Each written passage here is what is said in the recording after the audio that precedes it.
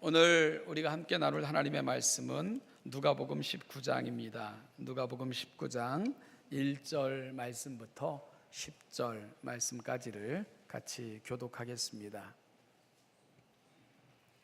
누가복음 19장 1절부터 10절 말씀을 교독하는 방법으로 읽겠습니다. 예수께서 여리고로 들어가 지나가시더라.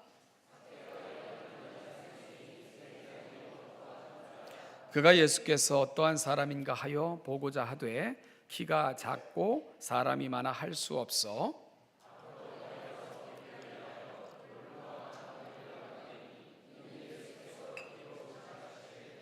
예수께서 그곳에 이르사 쳐다보시고 이르시되 삭개오야 속히 내려오라 내가 오늘 내 집에 유하여야 하겠다 하시니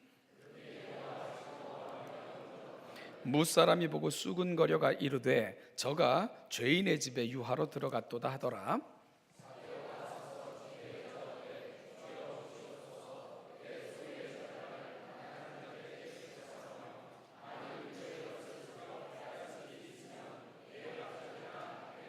예수께서 이르시되 오늘 구원이 이 집에 이르렀으니 이 사람도 아브라함의 자손이미로다. 잃어버린 자를 찾아 구원하려 함이니라. 아멘. 다시 말씀드리지만 우리가 모두 신앙 성장에 대한 열망들은 누구에게나 있을 것입니다. 좋은 신앙인에 대한 꿈 말이지요. 그런데 우리가 좋은 신앙에 이르지 못하는 걸림돌들이 있다 말씀을 드렸는데요. 두 대상을 통해서 우리가 확인했었죠. 하나는 예수님을 찾아왔던 관리를 통해서, 그리고 또 한 가지는 3년씩이나 예수님을 쫓아다녔다고 이야기하는 제자들의 모습을 통해서 우리의 신앙 성장을 방해하는 것들이 뭘까에 대해서 살펴봤습니다. 예수님을 찾아왔던 관리를 통해서는 자기의의 문제를 우리가 확인할 수 있었고요. 예수님의 제자들을 통해서는 편견의 문제를 우리가 확인할 수 있었습니다. 여러분, 자기의라는 것은 매우 무서운 개념입니다. 교만이라는 말과도 같은 건데요. 스스로를 의롭다고 여기는 그러한 태도를 말하는데, 이런 자기의는 어떻게 드러나냐 하면 항상 다른 사람과의 비교를 통해 상대적 의인 경우가 대부분이라는 것입니다. 그리고 이렇게 자기의 의의를 드러내는 방식은 대부분 타인을 상처 주는 방식으로 나를 드러내는 경우가 허다합니다. 마치요 바리새인들이 기도할 때에 저 세리와 같지 않음을 감사합니다, 이런 식 말이죠. 그러다 보면 많은 주변 사람들이 상처를 받게 되는 겁니다. 이것이 바로 우리가 온전한 신앙에 이르지 못하는 한 가지 맹점입니다. 또 한 가지는 편견이라 말했는데요, 바로 예수님을 따라다니던 제자들의 모습을 통해서 살펴볼 수 있었습니다. 편견은, 이것이 또한 위험한 것은, 이것은 자기 속에 이렇게 갇히게 만드는 것이기 때문입니다. 스스로 어떤 기준을 만들고요, 어떤 잣대를 만들고 그 속에서 생각하고 판단하고 결정하고 행동합니다. 그러다 보면 정말 보아야 할 것들, 알아야 될 것들을 모르게 되는 거죠. 그래서 편견은 우리를 맹인으로 만드는 그러한 아주 결정적인 요인이 되고 맙니다. 여러분, 마치 예수님의 제자들이 부르심을 받은 이후 3년의 시간을 예수님 따라다녔지만 그들 속에 갇혔던 이유가 뭡니까? 편견 때문인 거예요. 메시아는 이런 분이고 그 메시아가 와서 우리에겐 이러한 일을 행해 주셔야 돼 하는 선입견을 가진 거죠. 그리고 그 선입견을 가지고 그 곁에 계신 예수님을 평가했고요. 예수님이 예루살렘에 올라가시는 이유조차도 왕관을 받으러 올라가셔서 자기들에게 한 자리 주는 영화로움을 꿈꿨던 것이 제자들의 생각이었습니다. 그러니요 내가 예루살렘에 올라갈 거다. 예루살렘에 올라가는 이유가 십자가를 지기 위함이며 죽기 위함이다 라고 얘기하는 것이 그들의 눈에 들어올 턱이 없었습니다. 그것은 다른 어떤 누군가에 대한 얘기겠지라고 생각하면서 예수님의 말씀을 흩뜨렸던 것이 제자들의 모습이었던 것입니다. 여러분, 이것이 바로 온전한 신앙에 이르지 못했던 예수님께서 마지막까지 안타까워하셨던 그를 따라다니는 사람들의 모습이었던 것입니다. 그래서 누가는 이러한 두 종류의 신앙의 문제를 대변하는 두 그룹의 이렇게 사건을 다루고는 이어서 눈뜬 맹인의 이야기를 들려주었지요. 육신의 눈은 뜨고 살지만 한 번도 나는 장님이 되어본 적이 없어요. 주장은 하지만 정작 진정으로 봐야 될 것, 이르러야 될 곳에는 다다르지 못한 그 안타까운 세대를 한 번의 눈뜸으로 말미암아 예수 그리스도를 영접하고 그분을 따라다니는 삶을 선택했던 맹인의 이야기를 통해 그 시대를 진단하고 그 시대에게 도전을 던져주는 것이 누가가 그의 복음서를 써내려가는 방식인 것을 알게 되는 부분입니다. 오늘 이야기는 우리가 너무나도 잘 아는 삭개오의 이야기입니다. 저희가 그 어릴 적에 여름에 이렇게 수련회를 가거나 하면 연극을 늘 했어요. 마지막 날 밤 정도는 항상 연극, 오페레타 이런 걸 했는데 그때마다 가장 인기 있는 연극의 주제가 삭개오의 이야기였습니다. 많이 아마 그 학생들을 통해서 재연되기도 했던 주제였다는 생각이 들고요. 그리고 어린 아이들의 찬송에도 자주 등장하는 이름이 삭개오입니다. 지금 저도 삭개오에 대한 찬송 불러보라면 몇 개는 이렇게 부를 수 있을 것 같아요. 그런데 사실 삭개오의 이야기는 그렇게 쉽게 취급할 수 있는 그런 내용은 아닙니다. 왜냐하면 예수님을 찾아왔던 그 부유한 관리의 이야기, 그리고 예루살렘에 올라간다고 선포하시고 제자들에게 십자가를 설명하셨지만 알아듣지 못했던 제자들의 이야기, 여러분, 그리고 나서 이들을 진단하면서 보여줬던 맹인의 이야기, 그리고 그 끝에 누가는 삭개오의 이야기를 소개하고 있기 때문입니다. 여기까지 누가는 그의 복음서를 끌고 온 것인데요. 따라서 삭개오의 이야기가 누가복음에서 차지하는 위치를 우리가 다시 한번 확인해 보면 사실 누가는 삭개오의 이야기를 통해 온전한 신앙이 무엇인가를 확인시켜주는 그러한 이야기로 누가는 삭개오의 이야기를 소개하고 있는 것입니다. 따라서 누가가 소개하는 신앙의 완결판, 그 속에 등장하는 주인공이 삭개오다, 이렇게 말씀을 드릴 수 있는 것이지요. 우리는 삭개오의 이야기를 통해서 신앙의 시작과 진행, 그리고 결과, 이 모든 것을 하나의 이야기 속에서 들을 수 있는 놀라운 감동을 경험하게 됩니다. 바로 우리 오늘은 그 삭개오의 이야기를 함께 나누어 볼 텐데요. 삭개오의 이야기는 세 단계로 구성되어져 있습니다. 먼저 1절부터 4절은 만남의 준비와 기다림이 소개되어 있고요. 그 다음에 5절부터 7절은 만남과 초청이라는 그 단락이 놓여져 있고요. 그리고 8절부터 10절까지는 영접과 결단 이라는 그 국면이 소개되어져 있습니다. 이렇게 삭개오의 이야기를 세 단계로 나누어서 생각해 볼 수 있을 텐데요. 오늘은 그 중에서 첫 번째 부분, 이 삭개오의 소개와 기다림이라는 장면을 통해서 오늘 우리 속에 되어지고 있는 그 우리의 열망들, 우리 신앙의 모습들을 함께 좀 점검해 보기를 소망합니다. 여러분, 삭개오의 소개와 기다림은 1절부터 4절에 소개되어져 있는데요. 이 첫 번째 부분을 통해 우리가 받게 되는 메시지는 기회를 놓치지 말라 하는 메시지를 누가는 강력하게 전달해 주고 있습니다. 예수님께서 여리고로 들어가 지나가시게 되었습니다. 어찌 보면 마지막 통행입니다. 예수님은 지금 예루살렘으로 죽으러 올라가시는 길이었기 때문입니다. 여전히 그분이 가시는 길은 모여든 사람들로 인산인해를 이루었지요. 이 여리고라는 동네에는 삭개오라 이름하는 세리가 살고 있었습니다. 공식적인 그의 직책은 세리장이었지요. 그리고 또한 그는 부자였습니다. 어찌 보면 세리장과 부자는 뗄래야 뗄 수 없는 관계이기도 했던 것이 그 시대적 상황이었습니다.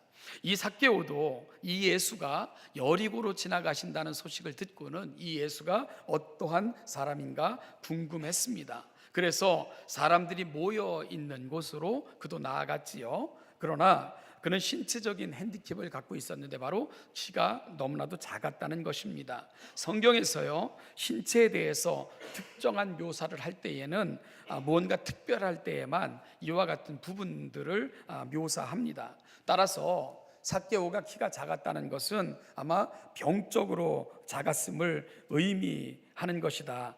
그러므로 말미암아 그는 신체적으로 큰 핸디캡을 가지고 있었을 것이다. 우리가 추측할 수 있는 부분입니다. 그래서 아이들이 부르는 찬송에는 삭개오가 늘 어떻게 등장을 합니까?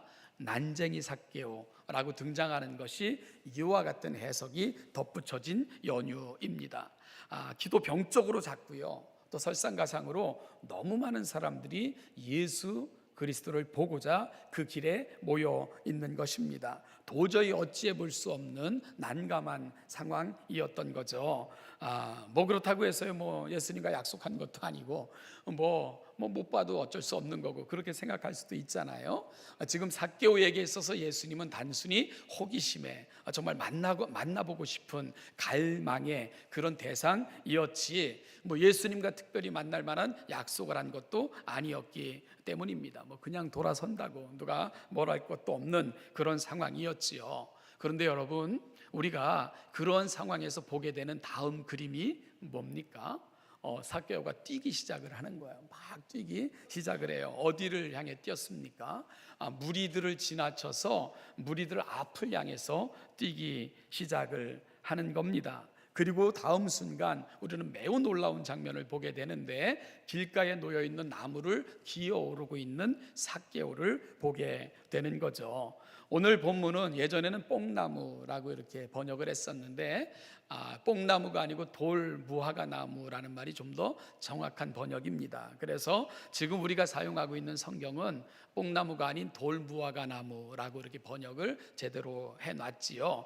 이 돌무화과 나무는요, 자란 후에는 마치 우리가 어린 시절 아이들이 뛰어 올라가 놀기도 하고 매달리기도 할 정도로 크게 자라서 사람들이 올라가기에 좋은 나무로 성장하는 그런 종류의 나무입니다. 마침 이 삭개오의 눈에 그 나무가 눈에 띄게 된 것이고요. 그래서 삭개오는 그 나무를 향해 기어오르기 시작을 한 것입니다. 여러분, 한번 이 장면을 생각을 해보세요.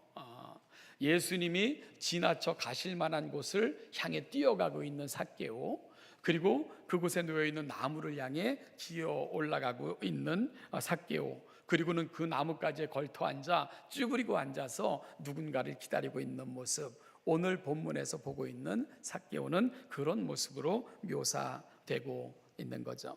여러분, 무엇이 삭개오를 이렇게 만들고 있는 것일까요? 무엇이 그를 이렇게 만들고 있는 걸까? 돌아가도 되는데, 특별히 약속된 것도 아닌데 무엇이 삭개오를 이렇게 만들고 있는 걸까? 저는 목마름이라고 생각을 해요. 삭개오의 인생 속에 그 해결되지 않는 목마름, 그리고 간절함, 이런 것이 삭개오를 이렇게 만들고 있다고 생각을 합니다.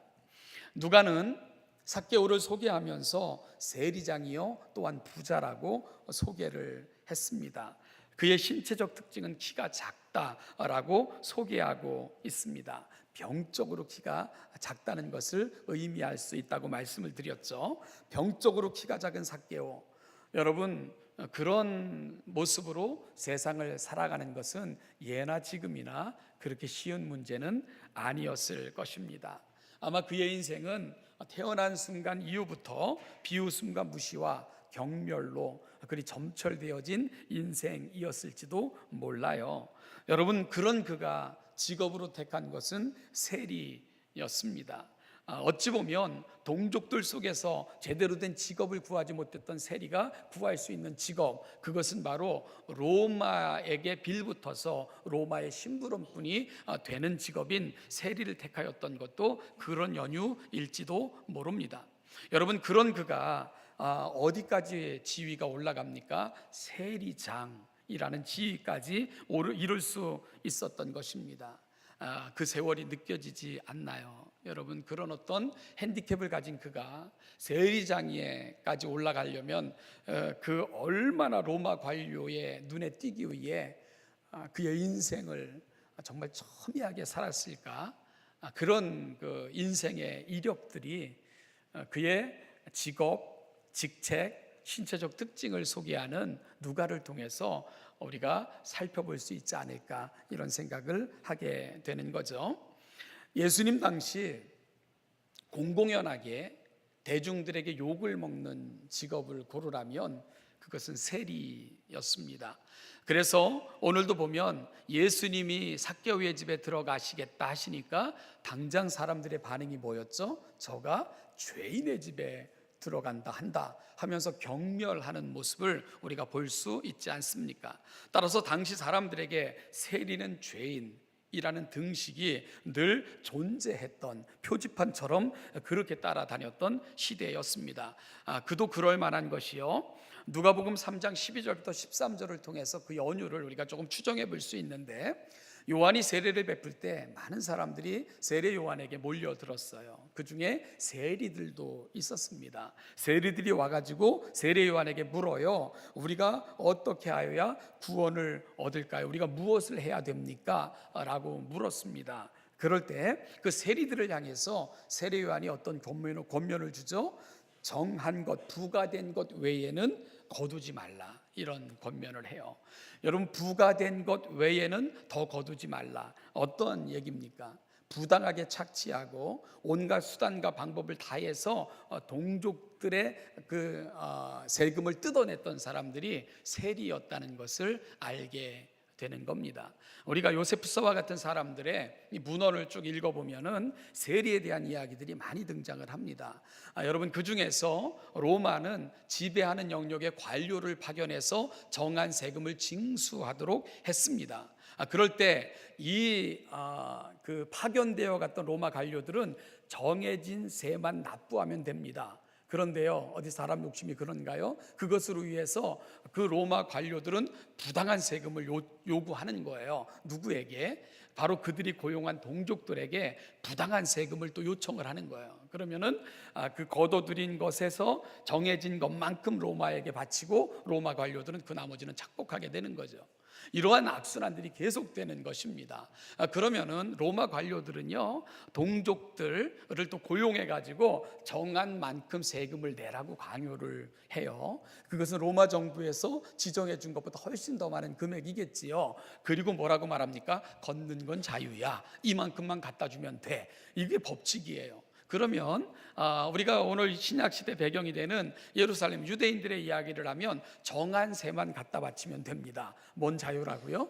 걷는 건 자유예요. 그러니까 많이 걷어 정한 것만 갖다 주고 나머지는 자기 것으로 착복하는 이런 악순환이 계속되어졌던 시대가 예수님이 오셨던 당시에 예루살렘, 특히 유대, 로마의 지배권 속에서 되풀이되어졌던, 그래서 로마의 절대 권력 밑에서 평화는 유지되고 있었지만 그 지배를 받는 사람들의 삶은 이루 피폐할 수 없었던, 그 피폐는 이루 말할 수 없었던 그런 악순환이 계속되어졌던 구조 속으로 로마 사회가 점점 깊은 늪 속으로 들어갈 수밖에 없었던 것이 바로 역사적 상황이었던 것입니다.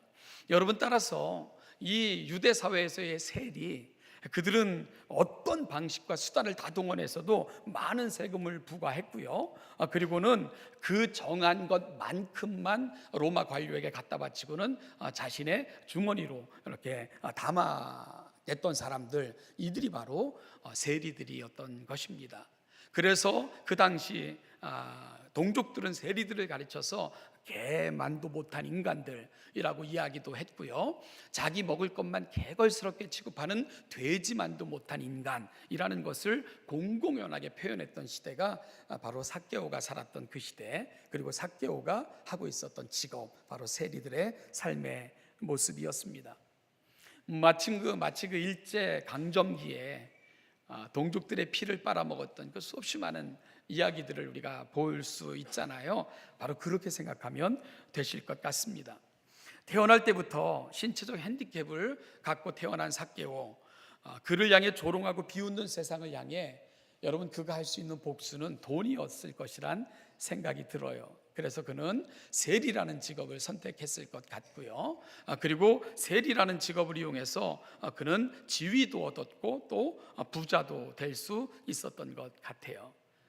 여러분 그러면은 그는 이제는 자기를 무시하지 못하며 떵떵거리며 살 수 있다고 생각했는지도 모르는 거죠. 그런데 삭개오의 삶은 어떻을까? 그래서 그는 행복했을까? 여러분 행복하지 않았던 것 같아요. 더 많은 갈등과 더 많은 번민, 그리고 심한 마음의 짐을 지고 살아갈 수밖에 없었던 것이 삭개오의 삶이었을 것 같습니다. 그런 삭개오가 달려간 곳이 어디라고요? 사람들을 지나쳐, 예수님께서 사람들을 지나쳐 오실 만한 곳에 미리 가서 자리를 잡은 거죠. 그것이 바로 나무 위, 그곳에 앉아 예수님의 얼굴을 한 번만이라도 보면 좋겠다 하는 열망을 안고 그 나무 위에 그렇게 앉아 있는 모습, 오늘 본문에서 만나고 있는 삭개오의 모습입니다. 그래서 여러분 나무 위에 앉아 있는 삭개오의 모습을 잘 묵상해 보면 시극적인 것이 아니라 눈물 날 정도로 외롭고 갈증 나는 그런 인생을 어찌 보면 우리는 보고 있다는 그런 생각을 하게 되는 것이지요. 성경은 많은 그 목마른 인생들에 대한 이야기가 등장을 합니다. 특별히 목마름과 관련하여 수없이 목마른 사람들이 소개되고 있는 성경은 요한복음입니다.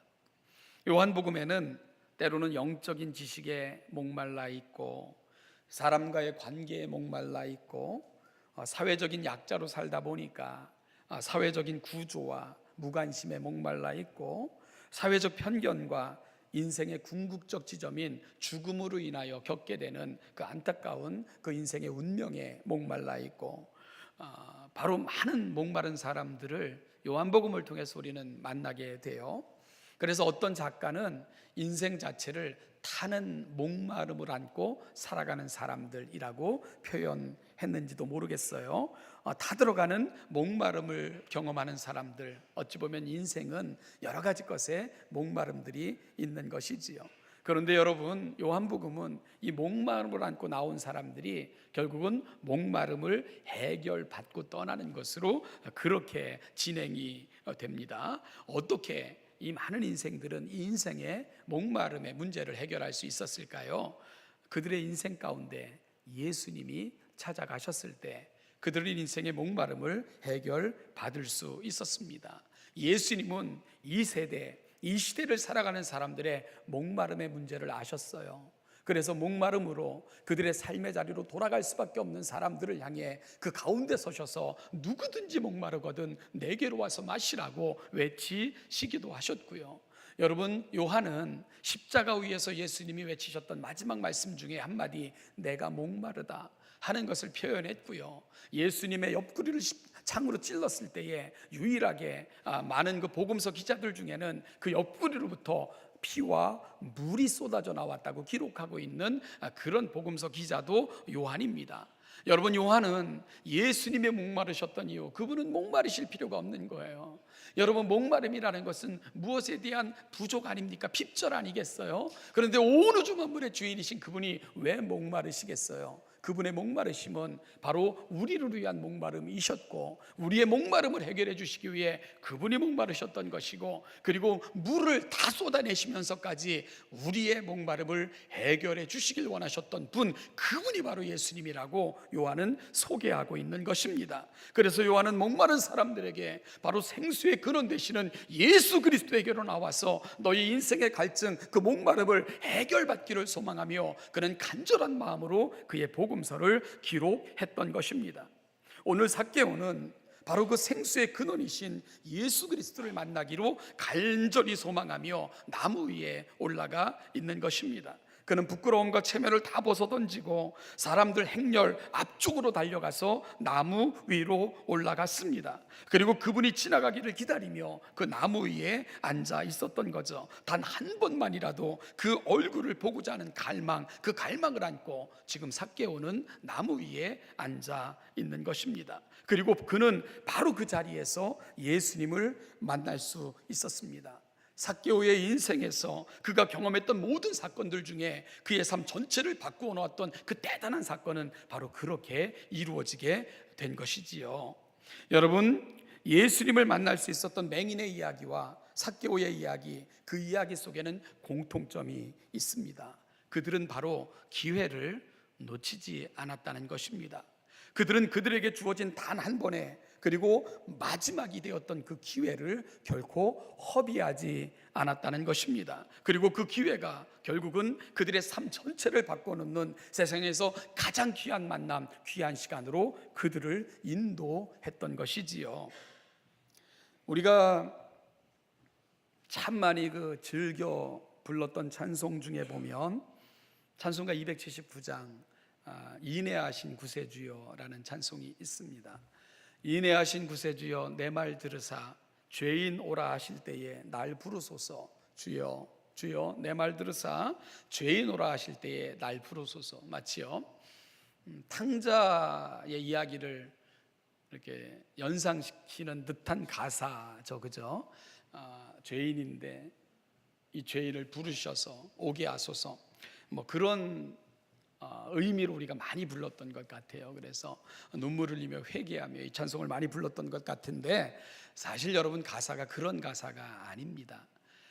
이 279장을 이 찬송시를 쓴 사람이 누구냐 하면 지난주에 소개했던 베니 크로스비 여사예요. 크로스비 여사의 작품입니다. 어떤 사람이었죠? 난 생후 6개월 만에 시력을 잃고 평생을 맹인으로 살았던 여인이 크로스비 여사입니다. 그 여인이 이 찬송을 지은 거예요. 여러분 생각해 보십시오. 이 여인 속에는 갈망이 있어요. 주님을 향한 갈망입니다. 그런데요, 마치 누가복음 18장에서 만났던 맹인의 심정으로 이 찬송을 쓰고 있는 것 같아요. 예수님이 우리의 마을에 찾아오시는 거예요. 예수님께서 찾아오셔서 내 곁을 지나가시는 거예요. 그런데 자기는 맹인이기 때문에 그 예수님을 알아볼 수가 없어요. 그래서 이 크로스비 여사는 뭐라고 요청하고 있는 겁니까? 그래서 O gentle Savior, 영어 가사로 보면 그래요. 그러니까 친절하신 나의 주님, 주님은 친절하시니까 내 곁을 그냥 지나가시지 않을 거죠. 저는 맹인이라 제가 먼저 예수님을 알아볼 수는 없어요. 예수님, 그렇다 할지라도 내 곁을 지나가실 때는 그냥 지나가지 마시고요, 내 이름을 불러주세요. 그럼 내가 기쁘게 예수님께로 나아갈게요. 여러분, 이런 소망이 있는 찬송이 사실 279장이에요. 맹인으로 살아가는 삶의 애환이라고도 할 수 있고요, 그럼에도 불구하고 포기할 수 없는 갈망. 만약에 주님이 우리 마을을 지나가실 때 나는 맹인이라서 쳐다볼 수 없는데 괜찮아, 친절하신 주님께서 내 이름을 불러주실 것이고 나를 만나 주실 것이기 때문이야. 주님이 내 이름만 불러주시면 나는 언제든지 달려갈게요. 여러분, 그런 고백을 담고 있는 찬송이 사실은 279장입니다. 주님을 뵙고 싶은, 만나고 싶은 그 갈망, 이 찬송시를 통해 크로스비 여사는 바로 주님을 향한 그 간절한 열망을 이렇게 고백하고 있었던 것이지요. 제가 지난 그 수요일 날 우리 노인교실 종강 예배를 이렇게 마치면서 같이 이렇게 말씀을 나누는 중에 소개했던 단어가 있습니다. 마중물이라는 단어였는데요. 여러분, 마중물이라는 말을 아시죠? 그죠? 마중불, 마중물이라는 단어도 있더라고요. 마중물이 뭡니까? 저는 시골에서 자랐기 때문에 이 펌프질을 좀 해봤습니다.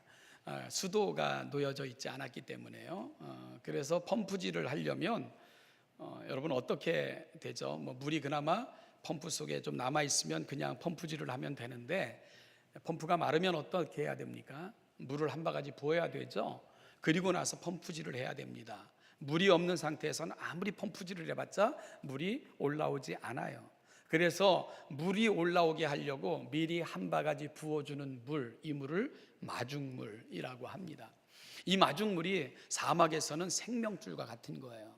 그래서 어느 사막에 덩그러니 우물이 하나 남겨져 있었는데 거기에는 이런 글귀가 쓰여 있었대죠. 여러분이 남겨놓는 한 바가지의 물은 누구의 생명입니다.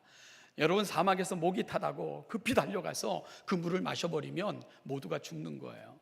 어떻게 해야 됩니까? 마중물을 부어 물을 끌어올리고는 다시 한 바가지 담아 그곳에 놓아야지만 또 다른 사람들에게 그 물은 새로운 물을 마중 나가서 이렇게 물을 깊게 되는 거죠. 그래서 그 물을 마중물이라고 이렇게 부른다는 것입니다. 이게 얼마나 아름다운 말입니까? 정말 가슴을 따뜻하게 만드는 마중물, 새로운 물을 마중 나간다, 이런 데서 한 바가지 물을 마중물이라고 부르더라고요. 저는 마중물이라는 단어를 묵상하면서 이런 생각을 해봤습니다. 우린 늘 갈증하며 살아요. 무언가 물을 얻기 위해 힘겨운 펌프질을 하며 정말 우리는 풍요로움, 어떤 우리 속에 차고 넘쳐나는 그와 같은 것들을 꿈꾸며 그렇게 살고 있다는 생각을 해요. 그런데 우리의 노력과 힘과 수고가 풍성한 물을 얻는 일에 늘 실패하고 늘 갈증을 느낄 수밖에 없는 인생을 사는 것, 그것은 바로 왜 그럴까? 여러분, 혹시 마중물을 붓지 않고 메마른 상태의 그 펌프질만 계속하기 때문에 우리 인생은 더 곤고하고 더 힘들고 더 어렵고 더 갈증은 심해지고 그런 것은 아닌가, 그런 생각을 해봤습니다. 여러분, 어찌 보면 성경에서 성령님은 저와 여러분들에게 이렇게 말씀하신다는 생각을 해봤어요. 힘겨워 보이는구나. 내가 너의 마중물이 되어줄게. 내가 너의 영혼의 펌프에 부어지면 하나님 아버지께서 주시고자 하는 그 깊은 영혼의 샘물에 닿을 수 있단다. 그러니 나와 함께 펌프질을 해보지 않겠니? 어찌 보면 예수님께서 저와 여러분들을 그렇게 초청하신다는 생각을 해봤습니다. 삭개오는요, 열심히 펌프질을 한 인생입니다. 그런데 그에게는 만족이 없었어요.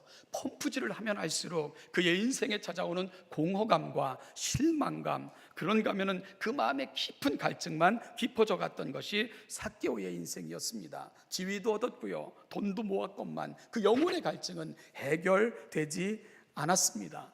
여러분, 그 삭개오에게 예수님이 찾아가신 것입니다. 그리고 그의 인생에 마중물이 되어 주신 것입니다. 그럴 때 그의 인생 영혼 깊은 곳에서 샘이 솟아오를 수 있었고 그는 비로소 갈증을 해결받을 수 있었던 것입니다. 사랑하는 신원여담교 성도 여러분, 바로 성령 하나님께서 여러분을 그런 인생으로 초청하십니다. 인생을 살아가면서 우리가 열심히 펌프질은 하지만 그러나 그 갈증과 고난으로부터 해결받을 수 없는 우리의 인생, 성령 하나님께서 나와 함께 펌프질을 해보렴. 그러면 하나님의 깊은 곳에 너희가 비로소 이룰 수 있고 하나님이 주시는 그 진정한 영적 갈증을 너희들은 하나님으로부터 주어지는 은혜로 너희들의 진정한 갈증이 해결받을 수 있단다. 성령님은 저와 여러분들에게도 그렇게 말씀하시고 계시는 것입니다. 사랑하는 신원자담께 성도 여러분, 오늘 그 예수를 만나고자 달려가고 그리고 길가에 누워진 나무 위에 올라가서 예수님을 기다리던 삭개오, 오늘 우리의 아침이 삭개오가 예수님을 만나는 그런 아침이 되시기를 축복합니다. 그러므로 말미암아 우리 인생의 깊은 갈증들 그리고 영적인 곤고함들이 성령이 주시는 그 깊은 샘으로부터 해결함을 받고 우리의 모든 삶들이 하나님의 은혜를 누리고 살아가시는 복된 인생들 되시기를 주님의 이름으로 축복합니다. 기도하겠습니다. 하나님 아버지, 은혜와 사랑을 감사합니다. 오늘 이 아침도 하나님께서 우리를 불러 이 자리까지 인도하여 주신 것을 감사합니다. 하나님, 인생을 살다 보면 끊임없는 갈증, 끊임없는 곤고함에 처할 수밖에 없는 우리 인생, 이러한 인생들을 은혜 가운데로 초청하시고자 오늘 우리 가운데 찾아오신 성령 하나님의 그 놀라우신 마음을 기억하며 성령 하나님이 우리 인생 가운데 초청하는 귀하고 복된 이 아침이 되게 하여 주시옵소서. 우리를 마중 나오셔서 결국은 하나님의 그 영원한 샘물 가운데 이르게 하시고자 우리 곁에 서셨던 성령 하나님의 은혜를 가슴에 담고 우리 영혼 깊은 곳으로부터 솟아나오는 생수, 그러므로 말미암아 우리 인생의 문제와 그 여러 가지 갈증들을 해결해 주시길 원하시는 하나님의 은혜 앞에 이룰 수 있는 아름다운 주의 모든 백성들 되게 하여 주시옵소서. 감사드리며 예수님의 이름으로 기도하옵나이다. 아멘.